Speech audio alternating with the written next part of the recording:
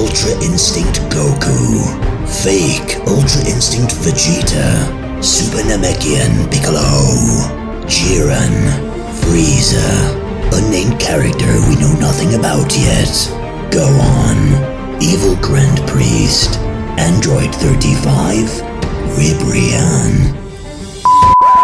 Ribrian? Give me some of those Teletubby boobies. Get the out of here. What is going on, guys? Zero Single DBS here, and today we're going to talk about the end of the Tournament of Power. You've just heard a few names there that can severely impact the end of this tournament. But what's going to happen, and do we have any clues? Stay sexy, people, and let's talk about it. Zeno was first introduced to us back in episode 41 as the King of All, the Omni King. Beerus and Champa were freaking out. SAMA. With some of the most ridiculous faces we've ever seen in Dragon Ball. And I love those ridiculous faces. I mean, just check these things out. It's absolutely hilarious. But just take a look at Whis and Vados. They are completely different. They couldn't give the shit about Zeno.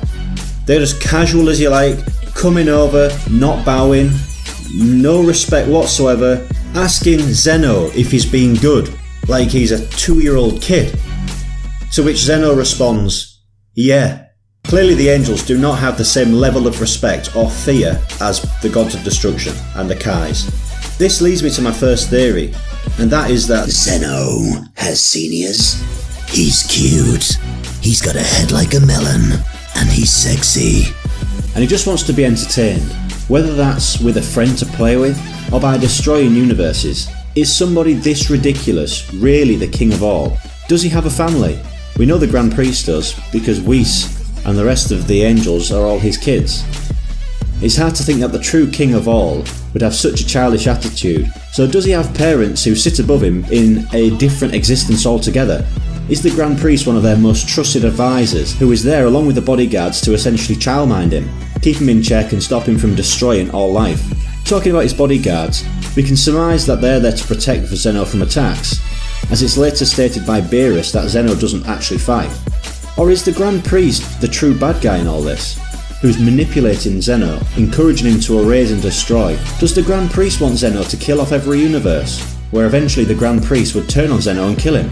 According to the Grand Preist, the true motive behind the organisation of the tournament is that Zeno believes there's too many universes to watch over, and wants to erase the weaker ones for not showing improvement. Are they truly Zeno's thoughts, or are they really the Grand Priest's? What happens when this tournament ends? Zeno gets immediately bored and says something along the lines of, Again! Bring back all of the universes and let everybody train for a year and do the Tournament of Power all over again. Almost like Super's replacing the World Martial Arts Tournament with an intergalactic Tournament of Power. Is that something you guys would like to see? If that was to happen and Zeno used his powers to bring back all of the erased universes for an even bigger Tournament of Power, that would go completely against the Grand Priest's agenda, and we could see a darker side of the Grand Preist, and he could even turn on Zeno, leading to a situation where you have all of the angels, all of the gods of destruction, Goku and everybody else all charging against the Grand Preist. That would be the perfect time to introduce the true overruling power, or Zeno's parents. When we see the Grand Preist pull faces like this, Super is definitely teasing he's a bad guy. Just imagine Universe 6 and 7 with all of the Pride Troopers and all the Gods of Destruction working together against the Grand Preist. However, all that delicious shit aside, I guess to accurately predict what would happen at the end of the tournament, we maybe have to look a little bit further into the future at what our predicted next arcs would be. And it's fair to say that Universe 7, including Vegeta and Goku, will be going to planet Sadal. That's almost a racing certainty. So if that happens, clearly Universe 7 and Universe 6 will survive at the end of this tournament. Super spent a long time promoting the other universes, in particular Universe 11 with the Pride Troopers. There's a lot of time and effort gone into invested in these characters for them all just to be erased, never to be seen again. So something at the end of this tournament is going to bring everybody back.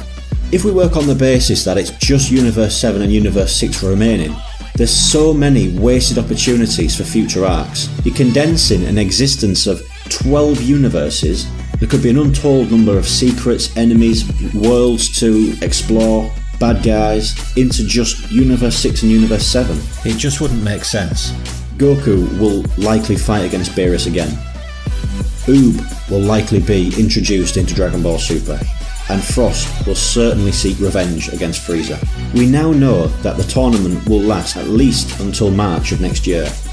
But will the plot completely shift? There's around 20 minutes remaining in the tournament. How many episodes are going to be focused on the fights? At this moment in time, it's entirely focused on which universe will win the tournament. Jiren seems unstoppable, but he must have a weakness. We know that this character is coming to Super shortly. Is this a powered up Jiren? Has Jiren fused? If so, who is he fused with? Universe 4 seems relaxed in all this. Are they going to hijack Jiren's power and somehow have one of their fighters force fuse with Jiren? Or do one of their fighters possess a skill to manipulate him or infect him in some way, causing Jiren's body to morph and power to increase even further, to the point where everybody has to join forces to fight against him? Would a possessed Jiren turn on Toppo and Dispo? I could see that. Will Toppo and Dispo fuse? With the introduction of Pataras being allowed in the Tournament of Power, we're likely to see Pataras flying all over the place. It's gonna be a Patara bargain sale. Will Vegeta attain Ultra Instinct and indeed master it before Goku? Will Gohan have his moment in Dragon Ball Super? We all want to see that. And will Goku ever run out of energy?